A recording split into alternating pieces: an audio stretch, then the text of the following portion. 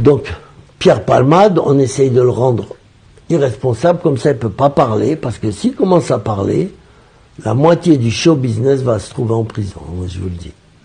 Ben, parce qu'ils n'ont pas le droit de prendre de l'adrénochrome, hein. Ils n'ont pas le droit.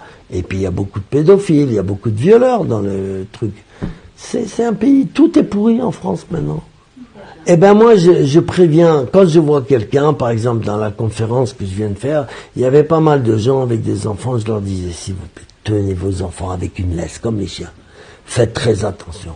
Vos enfants sont convoités, en ce moment, plus que jamais. Parce que c'est les Ukrainiens qui veulent, ils ont besoin d'enfants. C'est leur fonds de commerce. C'est comme l'électricité, quand il n'y a plus d'électricité, tout s'arrête. D'accord? S'il n'y a pas de carburant, la voiture s'arrête. Et donc, leur carburant à eux, ce sont les enfants.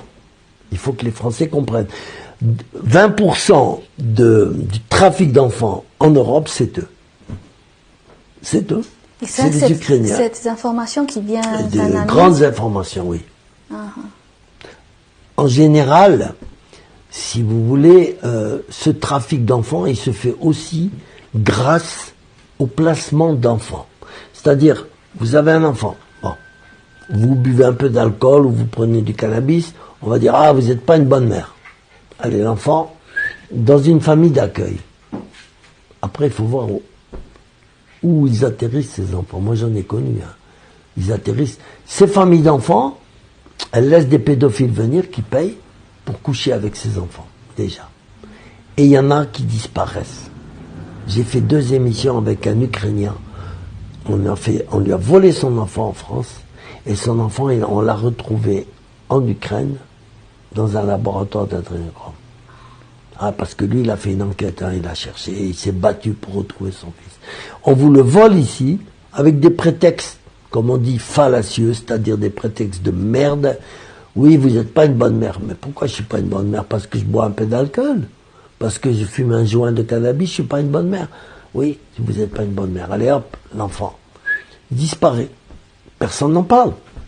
La famille d'accueil, elle gagne de l'argent. Elle va se taire. Voilà, c'est comme ça que ça se passe.